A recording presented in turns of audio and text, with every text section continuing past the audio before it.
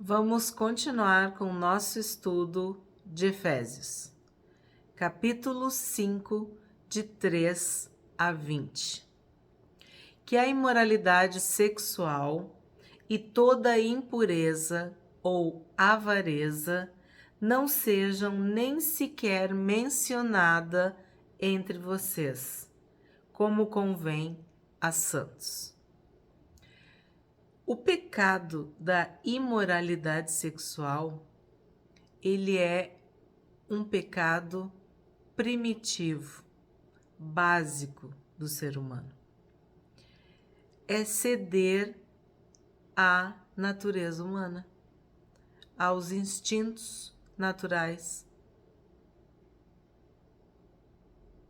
à carne, aos desejos desenfreados, à vontade, ao prazer. E esse termo, imoralidade sexual, ele abrange todos os pecados que vêm do sexo ilícito, vamos dizer, o sexo fora dos limites do casamento. E claro, todo tipo de perversão, de desvio. E Paulo está falando que não dá nem para mencionar isso entre vocês, porque vocês são santos. Então não convém a santos a imoralidade sexual, toda a impureza e a avareza. A Bíblia fala das obras da carne e exemplifica, falando sobre a prostituição, toda forma de impureza, seja ela no corpo, na mente, nas palavras, enfim. Lascívia, luxúria, todos os pecados que envolvem a área sexual.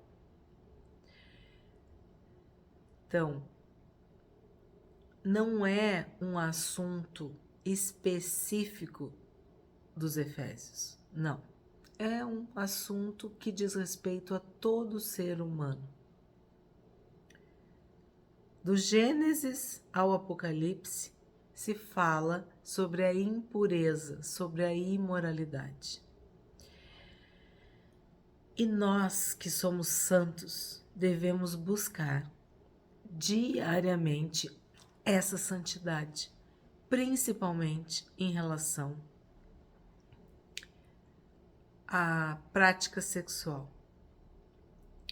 Porque existem pecados que são fora do corpo, mas a impureza sexual é dentro do corpo. Tu peca contra o teu próprio corpo. E aí nós podemos interpretar de duas formas. Que quem peca contra o seu próprio corpo busca um prazer desenfreado, um desejo apaixonado, busca satisfazer a própria carne, a sua própria natureza, de uma forma até animalesca, irracional, louca. E essa pessoa, por fazer desse comportamento uma prática, vira um vício, vira algo que escraviza, vira algo que deixa essa pessoa de uma forma miserável, dependente desse pecado. E por isso ela sofre muito. E Paulo, em Romanos 1, fala de que Deus permite que essas pessoas tenham uma disposição mental reprovável, beirando a loucura. São pessoas que já perderam o juízo, perderam o controle das suas vidas por causa dessas paixões loucas. e elas receberão no seu próprio corpo a consequência desse erro, o castigo. Em Provérbios nós vimos que há um versículo falando de que as pessoas sofrerão enfermidades. No seu leito sofrerão por conta de adultério, por conta de pecados nessa área, por serem impuros diante de Deus, por praticarem a imoralidade sexual. Depois vocês leem, por favor, nas referências, os textos que listam esses pecados de uma forma mais específica e também as consequências. Também esse é um pecado que contamina a igreja, que prejudica o corpo de Cristo, que não pode ser feito vistas grossas a esse tipo de pecado, porque sim, ele vai contaminar o corpo de Cristo. E Paulo também fala que nós somos habitação do Espírito Santo. Nós somos templo do Espírito Santo, morada. O Espírito Santo, ele não habita em templos feitos por mãos de homens. Ele habita em nós, em pessoas, em seres humanos. Mas ele não vai habitar numa casa suja, impura, imunda. Então é óbvio que se tu pratica a imoralidade sexual, é porque tu não estás cheio do Espírito Santo. E se tu tá cheio do Espírito Santo, tu vai ter nojo dessas práticas. Tu vai ter aversão dessas práticas. Tu não vai querer. Porque a Bíblia diz, aquele que é sujo, se suje mais ainda. Aquele que é santo, se santifique mais ainda. 4. Não usem linguagem grosseira. Não digam coisas tolas nem indecentes, pois isso não convém. Pelo contrário, digam palavras de ação de graças.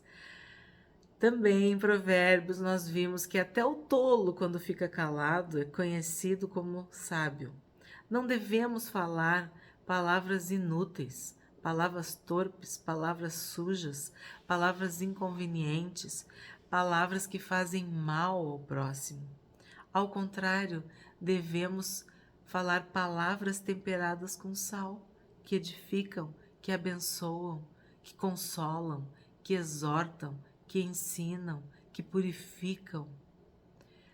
Palavras são a expressão do que está no nosso coração. A boca fala do que o coração está cheio.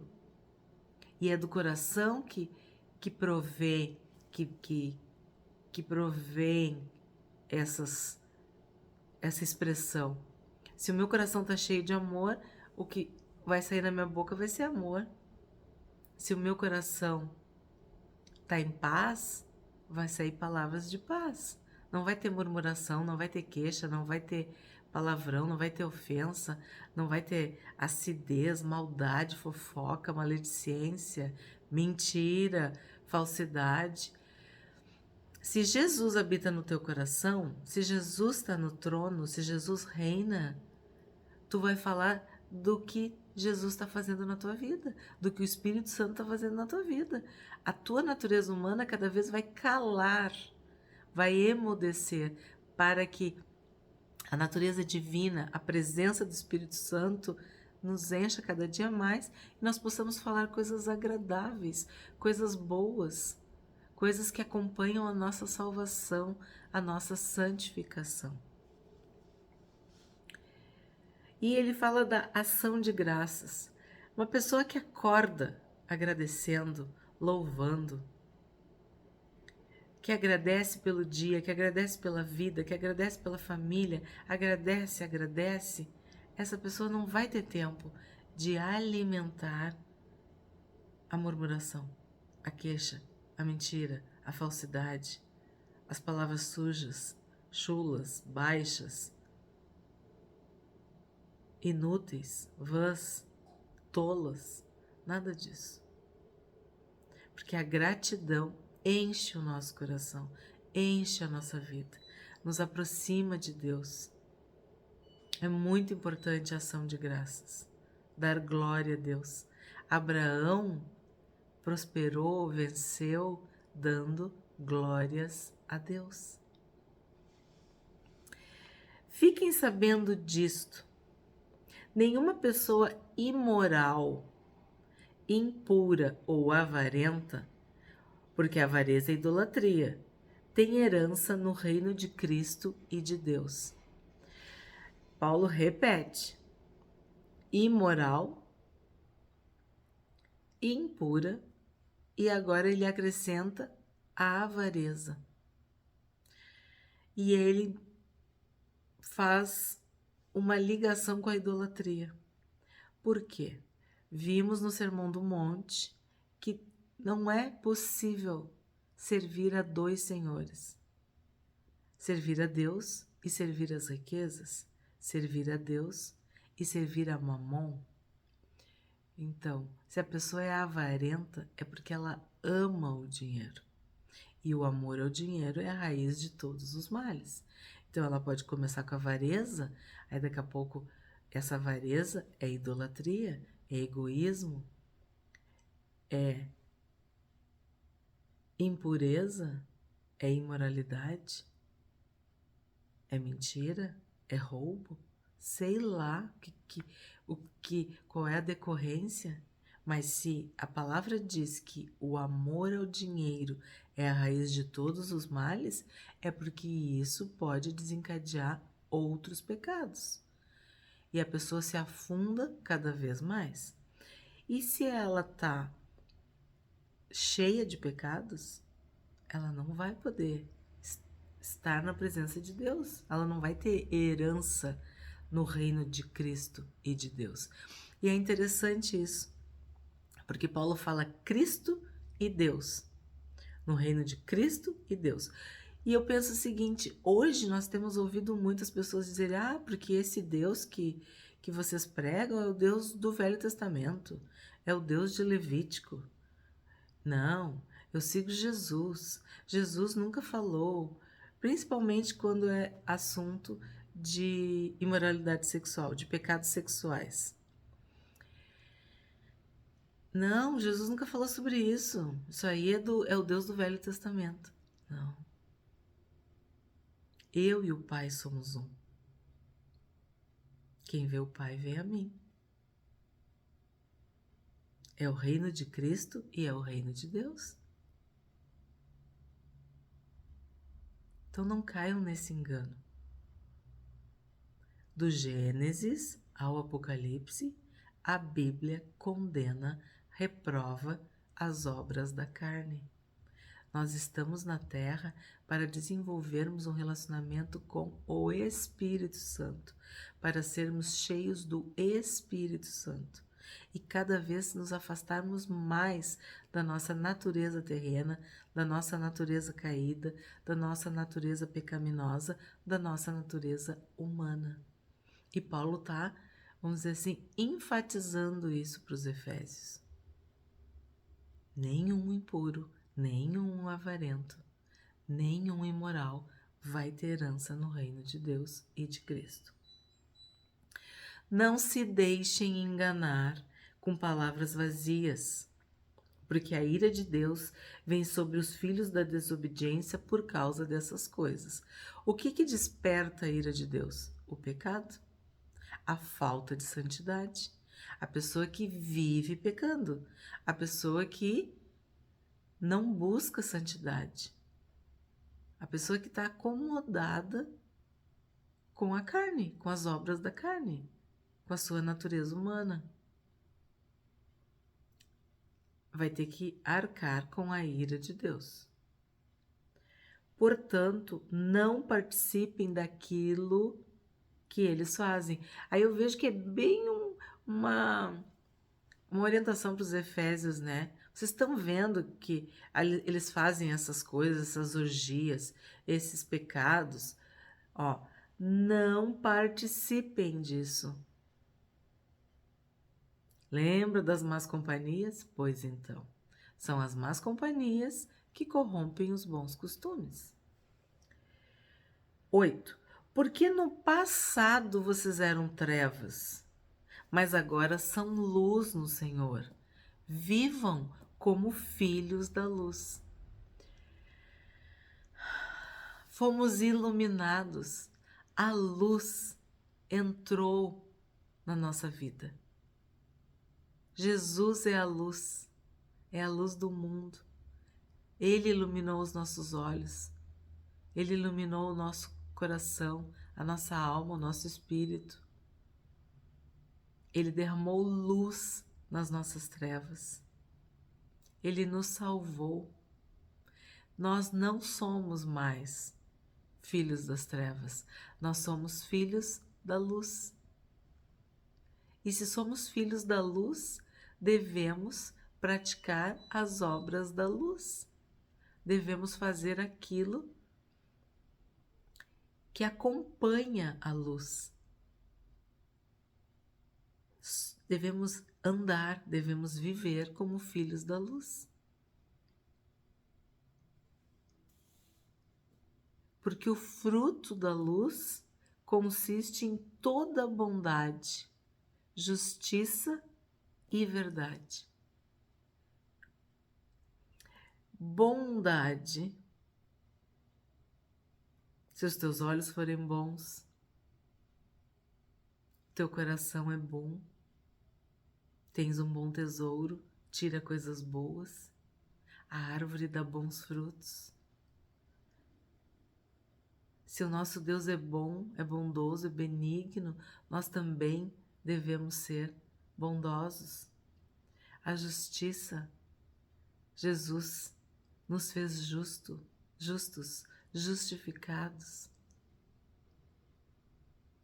nos salvou de toda condenação,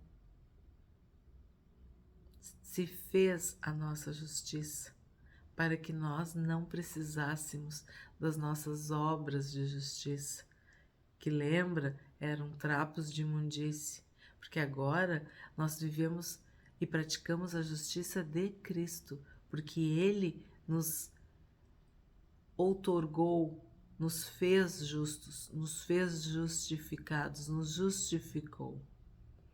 E aí sim podemos ter obras de justiça, não de justiça humana, mas a justiça verdadeira, a justiça do céu. Por quê? Porque não devemos mais nada, porque a nossa conta está paga, a nossa dívida está zerada. Por isso, podemos praticar a justiça, viver a justiça, andar em justiça, sermos justos. E a verdade, Jesus Cristo, Ele é o caminho, a verdade e a vida. O Espírito Santo é o Espírito da verdade. Então, sim, se nós andamos na luz, nós somos filhos da luz, nós falamos a verdade. Conhecereis a verdade e a verdade vos libertará. Tratando de descobrir o que é agradável ao Senhor. Já tem um vídeo no canal sobre este versículo. O maior desejo do nosso coração é fazer a vontade de Deus, agradar a Deus, saber o que Deus quer que a gente faça. Senhor, qual é a tua vontade para a minha vida? Qual é teu plano, teu propósito? O que tu quer que eu faça? O que te agrada? O que coloca um sorriso no teu rosto, Pai? O que tu queres que eu faça? Qual é a tua vontade? Nós devemos orar isso todo dia. Como Jesus, que diante de tanto sofrimento disse, não seja feita a minha vontade, mas a tua vontade. E como que nós vamos descobrir qual é a vontade de Deus, o que agrada a Deus? Lendo a palavra, orando, conversando com Deus, intimidade, comunhão, saber o que agrada ao Senhor. 11. E não sejam cúmplices nas obras infrutíferas das trevas. Pelo contrário, tratem de reprová-las. Nós, como filhos da luz, como pessoas que andam na luz, que vivem na luz, devemos reprovar as obras das trevas. Censurar, condenar. Sabemos que na vida prática também, quanto mais luz tem, menos crimes, menos delitos. Uma das primeiras coisas que a gente faz para reforçar a segurança é aumentar a iluminação, aumentar a luz. Isso já está provado.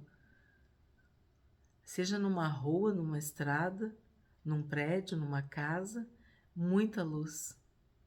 Muita luz. Não ser cúmplice quer dizer não participar. Obras infrutíferas quer dizer que não servem para nada. Só nos envergonham, só nos entristecem. Só nos derrotam. Isso são obras infrutíferas. E são as obras das trevas.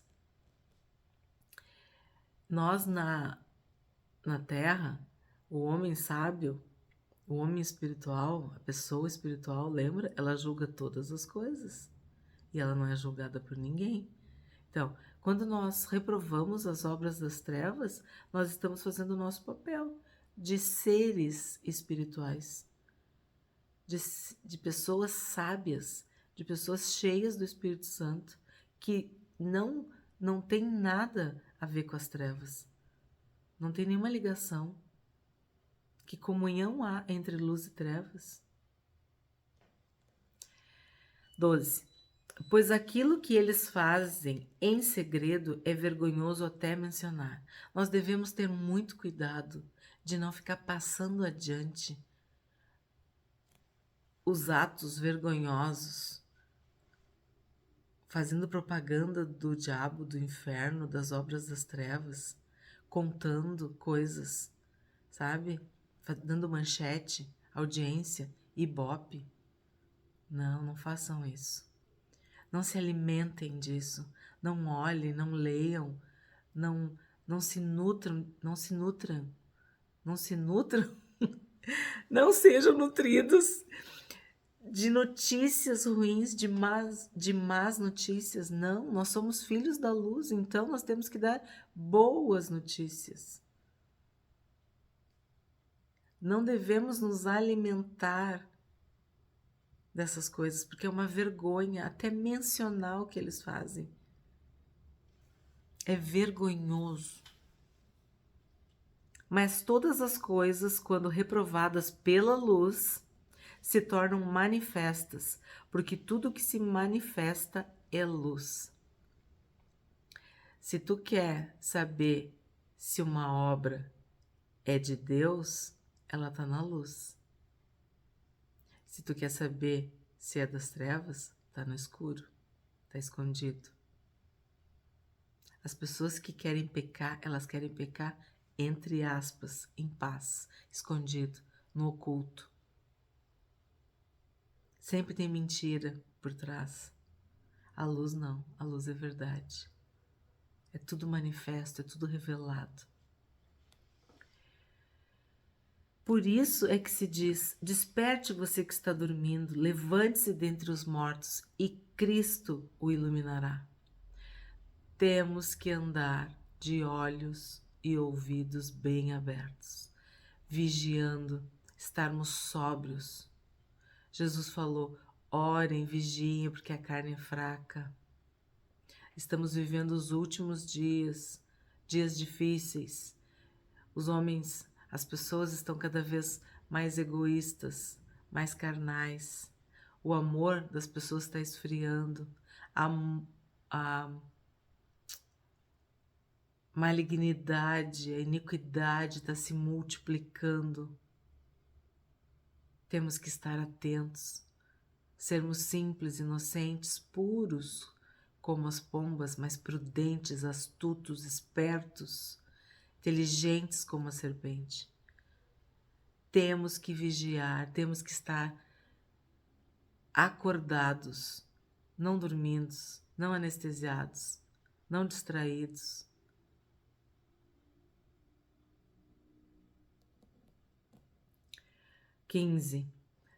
Portanto, tenham cuidado com a maneira como vocês vivem e vivam não como tolos, mas como sábios.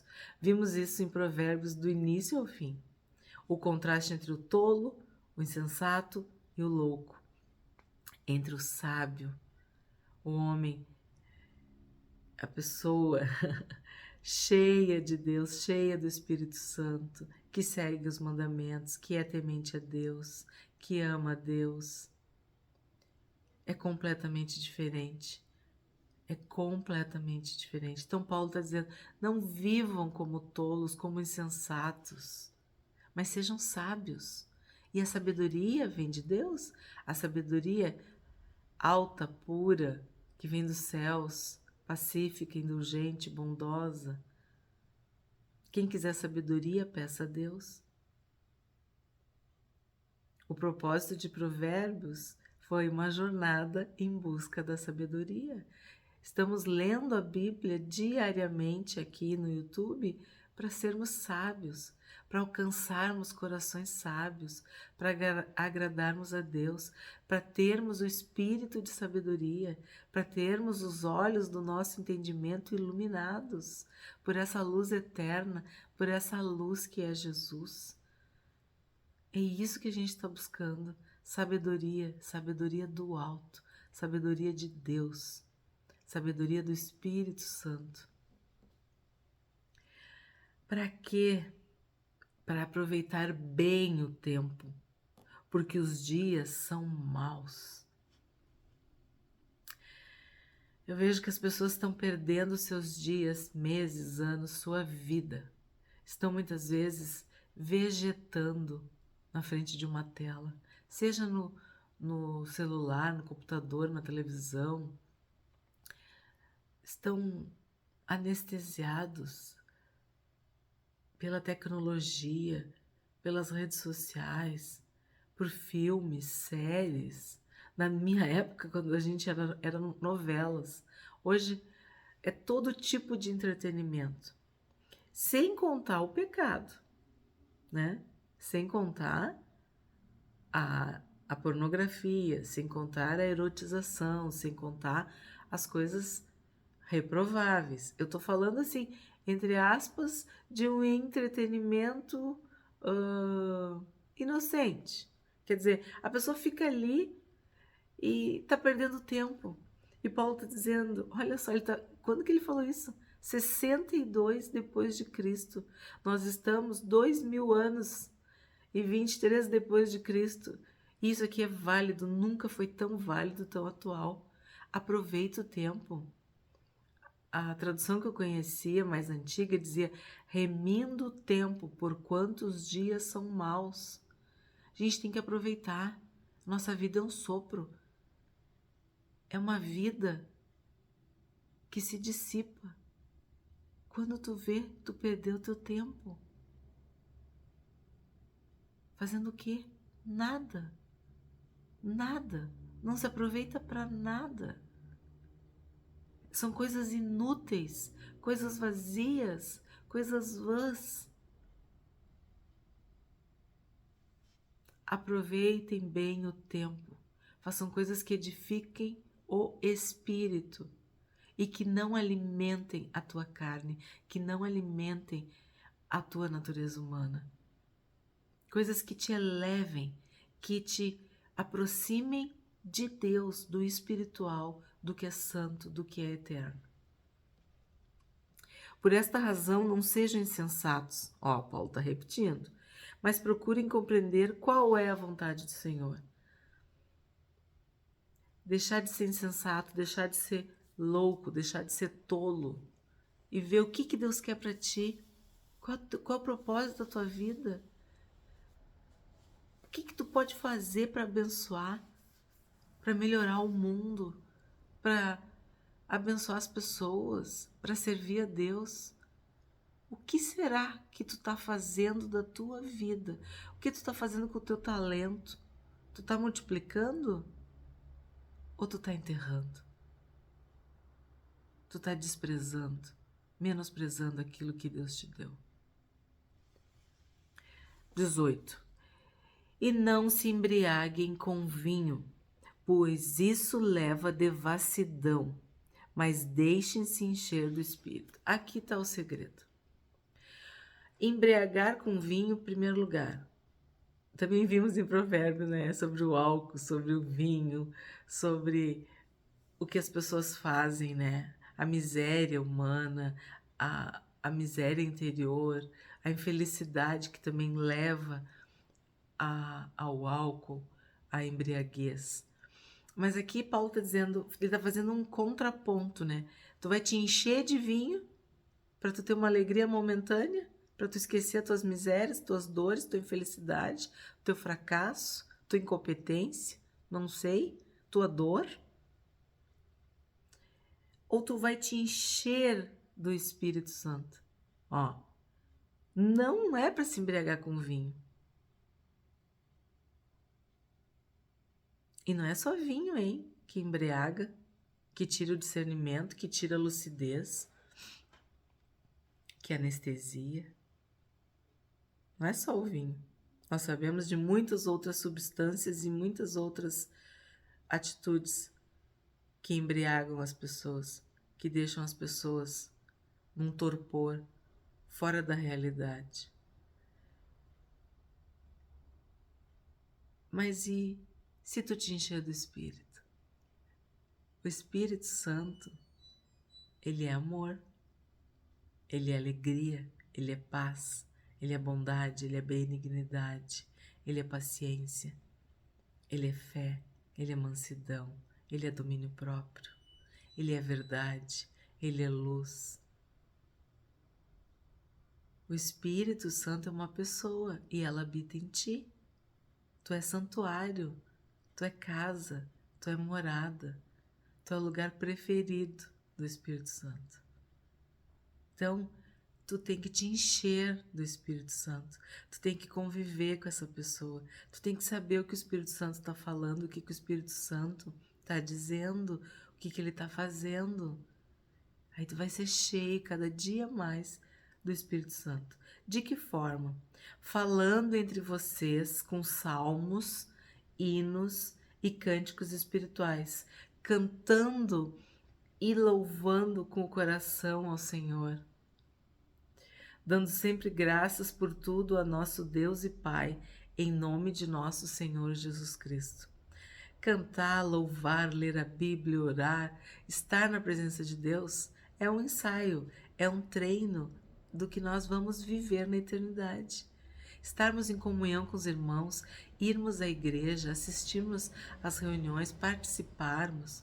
O que estamos fazendo aqui? Estudando a palavra todos os dias, compartilhando.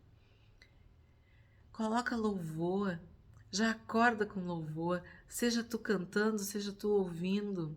Salmos, tem um livro na Bíblia de salmos, de poesias, de cântico, de louvor. Cânticos espirituais, teus próprios lábios louvando, adorando e engrandecendo a Deus. Se tu praticar isso todos os dias, tu vai ser cheio do Espírito Santo. E a tua alegria, o teu contentamento vai começar aqui, mas ele vai durar por toda a eternidade. Amém. Amanhã a gente continua.